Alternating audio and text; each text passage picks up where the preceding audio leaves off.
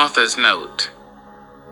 Some lessons don't arrive with sirens or sermons. They slide in quietly like humidity through a cracked window, like the soft groan of old floorboards, reminding you somebody been walking this path long before you.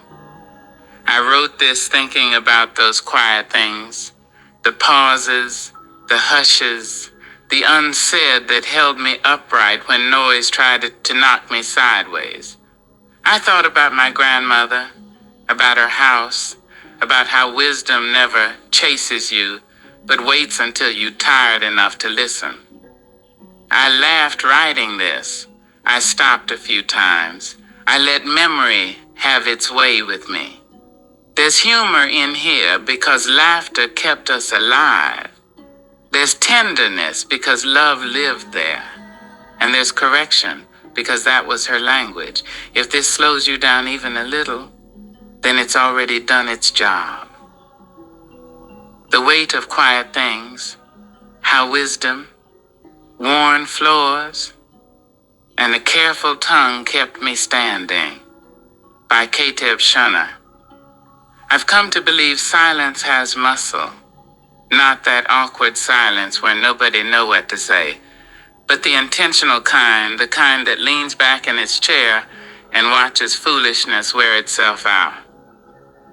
Quiet things carry weight, heavy weight.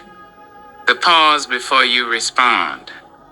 The breath you take when your pride itching to speak before your spirit checks in.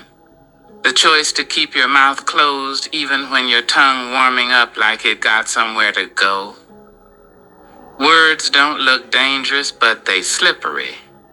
They slide in easy and settle deep.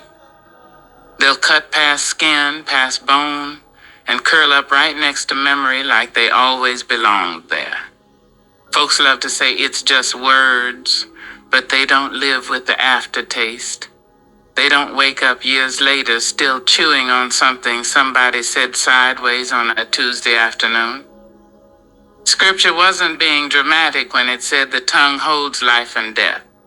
That's everyday death, the slow kind, trust dying, peace dying, intimacy drying up because something sharp was said and never really unsaid. A deceitful mouth always finds an audience, and a destructive tongue loves company. Mess don't travel solo, it brings a whole brass band. I've watched people return evil for good, and then wonder why their house felt heavy. Evil don't just stop by, it takes its shoes off and puts its feet on the coffee table. Once you pay back good with nastiness, don't expect peace to hang around. And once a quarrel starts, it's like poking a hole in a levee. You might think you're just letting off a little pressure, but here come the flood, everybody downstream getting soaked, including folks who had nothing to do with it. That's why wisdom says drop it early. Let it go while it's still light enough to lift. But fools mistake noise for power. They think loud equals strong. They think fast responses mean smart ones. They got money in their pocket, but can't afford understanding. Restraint don't come with a price tag. Calm is earned. Anybody can talk. Everybody can't listen to themselves mid-sentence and say, yeah, maybe not.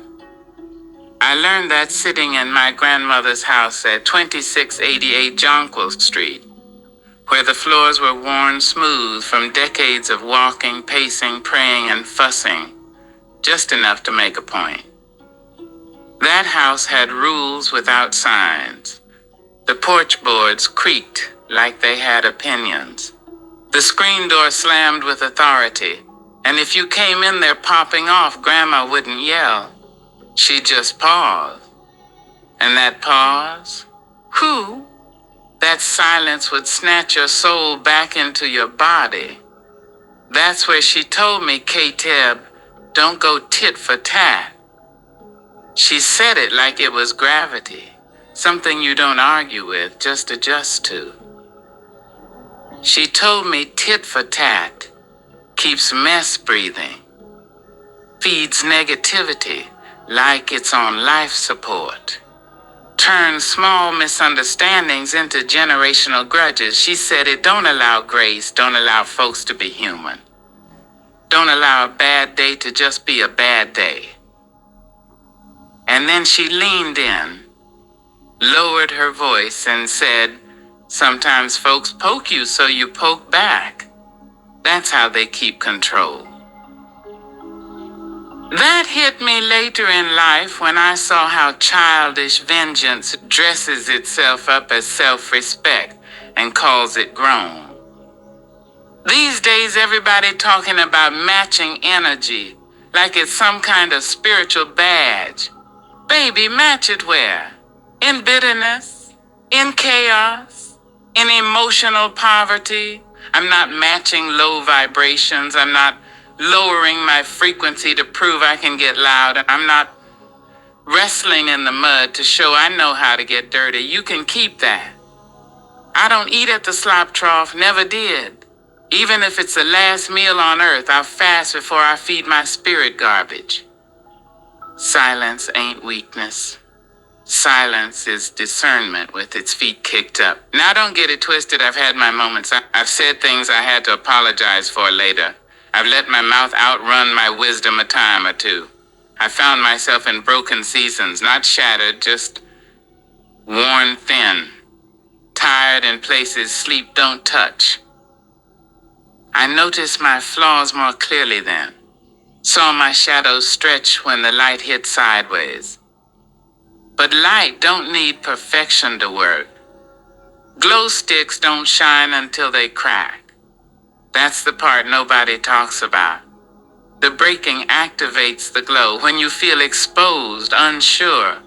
Split open, that's often when your spirit's shining the brightest. Connection does that. Purpose does that. Even cracked, you're still lit. Avoiding strife is honorable. It's grown. Every fool is quick to quarrel, quick to defend pride that don't even pay rent. Gossip always betrays confidence, so I move carefully around folks who talk too much, and I don't say I'll pay you back for this because revenge is clumsy in human hands. I wait. The Creator handles books better than I ever could. Pride, unchecked, will quietly erode your foundation. You won't notice until the walls start leaning. Better to live on the edge of a roof with peace than in a big house full of noise.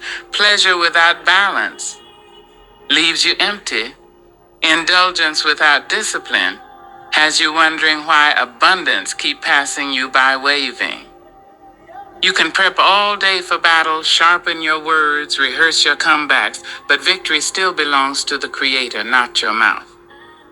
My grandmother used to say, watch who you sit with too long. Your circle shapes you, whether you admit it or not. When the people around you don't stir your spirit or stretch your thinking, you're not surrounded, you're contained. Friendship feeds the spirit in ways we overlook. The right people steady you when you wobble. Faith ain't loud. It's lived. It shows up in patience, in service, in kindness that don't need credit. It looks like choosing compassion over cleverness, restraint over reaction, wisdom over winning. She told me a story once hers, not borrowed, about a man who carried a sack on his back. Every harsh word thrown at him, he picked it up and stuffed it inside. Insults, lies, jealousy, resentment just piling them up. Over time, the sack got heavy, bent him forward, slowed his steps. When he asked how to get revenge, the wise woman told him to open the sack. The words flew out like birds and returned to the mouths they came from. She said, you don't have to throw words back. They know their way home. I think about that often, about how bitterness always circles back, and about how quiet, chosen with intention, can hold more power than noise ever will. Author's closing word. If this reflection slowed you down, made you smile, or sat with you longer than expected, then it landed where it was meant to. Please share this work by any positive means, a phone call, an email, online platforms, or even printing it out and passing it hand to hand. And if you're able, please consider making a donation to the blog. Every contribution helps keep it running and supports the journey toward publishing my upcoming book, Provisions for Your Thoughts.